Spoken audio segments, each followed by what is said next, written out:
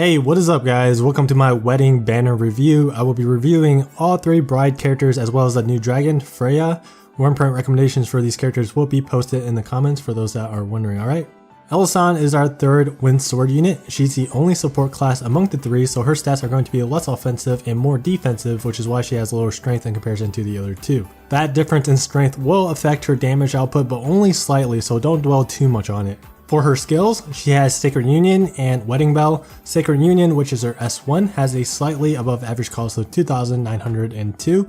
It deals 1 hit of 990% wind damage and creates a rectangle shaped zone that lasts for 10 seconds and gradually heals adventurers inside of it with 20% recovering potency every 3 seconds. Okay, so first off, the damage is pretty good. 990% wind damage is great, but if we take into account the cost, then it only becomes slightly above average. The animation on it is perfect in my opinion. It's not too fast, nor is it too slow. Also, something to note is that the damage actually comes out in the beginning, immediately right after the cast. It's not in the middle or at the end of the animation. It's right in the beginning, so it's a very easy skill to land, at least for the damage part of it. Now, the healing part of the effect is not that great. It doesn't heal for that much, but that should be expected since this skill does deal decent damage. If you plan to use her in high mercury trials, she can indeed replace Lowen, especially on an all melee team.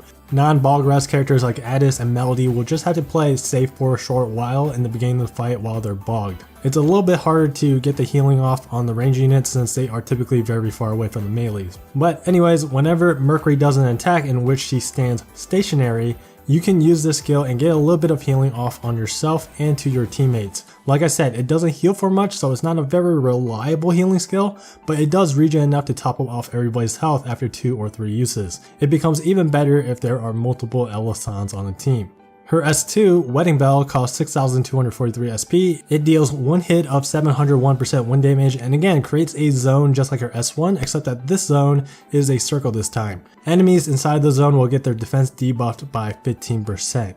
The cool thing about this debuff zone is that you don't necessarily have to land it on the enemy in order to apply the buff. While the zone is out on the field, enemies that walk onto it will still get debuffed. But yeah, this skill is probably the highlight of her entire kit. I value characters with defense debuffs very highly because good defense debuffers aren't that common. If you want to potentially deal the max amount of damage, you should have a team that can not only buff strength, but also debuff the enemy's defense.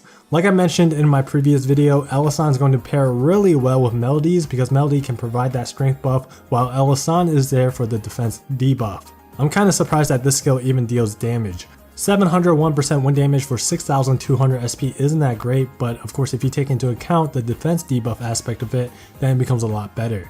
For her abilities, she has Skill Haste, Bog Rest, and Strength Double Buff. Skill Haste is the one I really want to focus on since it's such a hot topic. The question is, does Skill Haste make a difference? Well, I tested some runs in Water Mercurial Gauntlet with 14% Skill Haste from Heralds and Jewels of the Sun, and another run with 0% additional Skill Haste. Here's the results that I got. So with just 8% skill haste from her ability, her S1 required 2 C5s and a C3, which means 2 full 5-hit combos and 1 3-hit combo. S2 required 5 C5s and a C1. Now with 22% skill haste or 14% additional skill haste, in order to fill up her S1, she needed to do 2 C5s and a C1. S2 required 4 C5s and a C4. Then I also did some tests with the 2 tap 4 strike combo since that's something that sword characters like to spam, and here are the results for that. Since the main skill you really want to spam on Elisanne is her S2 because of the defense debuff, I do think full skill haste builds are worth it, but I think it's only worth it for long duration fights like High Mercury. You're going to be able to get like a couple more S2s off in that fight with a full skill haste build. For shorter fights, you should stick with the standard DPS print combos such as Resigner Edition, with Limitless Champion, Bonds Between Worlds, or Stellar Show. Balgras 100%, great for high mercury trials obviously. It's even better since Elisanne is a potential replacement for Lowen. Strength double buff is great. She has a 5-star elemental sword that has a self-defense buffing skill, so there's synergy there. You can stack this with Valen Crown for double strength double buffs.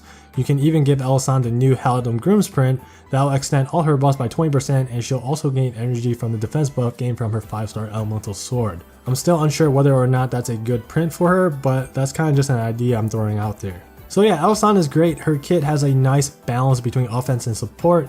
I've used her quite a bit in High Mercury and she's been fun to use. If you really need a decent unit for High Mercury, then I do recommend summoning for her, especially because this banner has increased rates.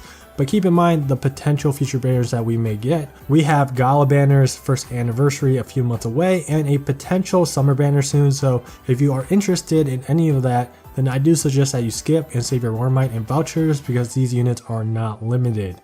The second 5-star unit of the banner is Aoi. She's our first 5-star Wind Dagger unit. She has way better stats than Francisca, and compared to Su Feng, she only has 1 more point in strength. Skills, she has Ninja Bride Sweep and Ninja Bride Sun Shower. I absolutely love these two skills because the animations for them are just so slick.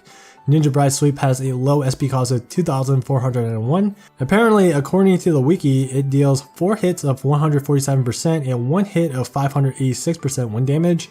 Additionally, it has a chance to inflict sleep. If these are her actual damage mods, that's actually crazy damage for 2,400 SP. Compare that to Francisca and Su Feng skill 1, it totally blows them out of the water.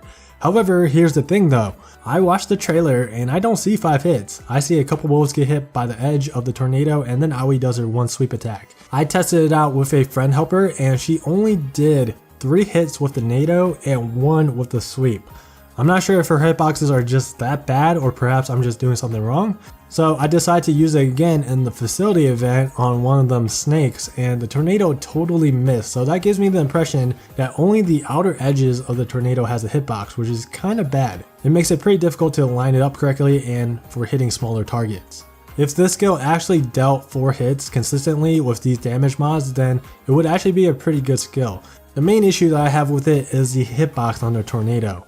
Now this skill does inflict sleep, but sleep is an affliction that is commonly resisted on most notable bosses, which is a shame. Ninja Bride Sun Shower costs 4,400 SP. It deals 5 hits of 140% wind damage. Sleep foes takes 5 hits of 280% wind damage instead, which is double the damage. That's actually really great damage if you can set it up. It also heals allies for 25% recovering potency, which is not a lot. That's almost equivalent to just 1 tick of regen from Bride Elisanne skill 1. Now the base damage on it isn't terrible for a damage skill 2 on a dagger unit. If you are able to use it on a sleeping foe, then of course it's amazing, but again, not a lot of bosses are susceptible to sleep. That's really her main problem, she's just so reliant on sleeping foes. Her abilities are Sleep equal team strength, Freeze res, and Striking haste. Sleep equal team strength is good if you can pull it off. It's the same as Norwyn's first ability, except that the statuses are different. Another issue that I have with sleep is that Lin Yu has a S1 that afflicts sleep, and she's a pretty common character that people use for water content. If you have a Lin Yu ally that is afflicting sleep on everything, then Aoi isn't going to be able to get her strength buff off. Additionally, with 2 units that can afflict sleep on a single team, you're obviously going to afflict sleep more often to a boss, right? With that being said, some enemies actually gain status resistance by 20% every time they are afflicted, so these status based abilities and skills get worse in long duration fights. That's an important info that I overlooked when I was reviewing Yachio and Norwyn, but paralysis and blind isn't nearly as bad as sleep, in my opinion. Freeze res is kind of like whatever, it's really only useful for Water Imperial Onslaught currently. Striking haste is bad, it's one of the worst passives in this game, I'm not even sure why she even has this. Overall, Aoi is pretty mediocre at best. Her kit falls flat in a lot of areas. I don't mind status-based skill sets, but her kit doesn't even work versus the most important water content right now, which is High Mercury. In fact, I don't even think she's able to sleep some of the squad raid bosses. If she can't inflict that sleep status, then everything falls apart. Base damage values on her skills are decent I guess, but they aren't good enough to spend Wyrmite on. She does have a cool character design and her skills are very flashy. I love the umbrella animation in her skill too. It's just too bad that she's not all that great, so I definitely wouldn't recommend pulling for her. However, I always tell people in my Discord, summoning for a character that you like is more important than summoning for a character that is good. Investing in using characters that you like makes the game much more enjoyable than just beating every content in the game with high tier characters. I know that everybody's views are different, but that's just how I feel on summoning for characters in gacha games in general. The 4-star unit of the banner is Xania. I'm going to review her pretty quickly because her kit is just so simple. I'm actually just going to compare her kit to Lowen's. So both of these characters have a very similar kit, they just have minor differences. Xania is kind of like Lowen except that she's for freeze content while Lowen is for bog. For water content in general, Xania will be worse than Lowen. If we compare their skills, their S1 has the same recovering potency value, but Xania's costs about 1800 more SP. S2 both provides a defense buff, but Lowen's grants 10% more. Xania's has regen, while Lowen's grants a flat HP buff, and her S2 also costs way more yet again. I mean, both of their skills are almost identical. Xania's skills just cost way more, so that simply just makes her worse in general. Also, freeze isn't that hard an affliction to remove like normally. It only takes one hit to remove freeze, so it's hardly an issue.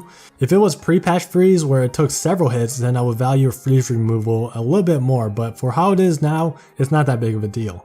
As for abilities, they are similar as well. They both have skill prep and a recovering potency ability. Xania's abilities are worse here as well. Skill prep is 25% less, and she has a conditional recovering potency ability, whereas Lowen does not. In all honesty, Xania is just a worse Lowen. She is viable for High Mercury if you want to do like a meme run or something. Non-bog rest characters would just have to play a little bit safer since Xania doesn't have bog removal. One thing that she's for sure good for is for autoing Water Imperial Onslaught because she has freeze res, and her S1 has the ability to remove freeze. The last thing I'm going to cover is Freyja, the new 5-star Wind Dragon. She gives the Wind user 30% HP and 35% skill haste. This obviously means that she's meant to be a dragon for healers, since healers want that HP stat for increased recovering potency, and skill haste is helpful so that they can generate SP on their healing skills much faster. Other than healers, I had this idea of putting Freyja on team buffers like Melody for example, so that she can spam her S1 strength buff more often. But apparently someone did the math and Melody and her team would just end up outputting less total damage with Freyja compared to Zephyr. So overall, she's a great dragon for healers, much better than Garuda, not only because her ability is better, but her skill as well. And that's gonna be it for this video. If you did summon, let me know how your summons went in the comments down below. Thanks for watching, and I'll see you guys in the next video.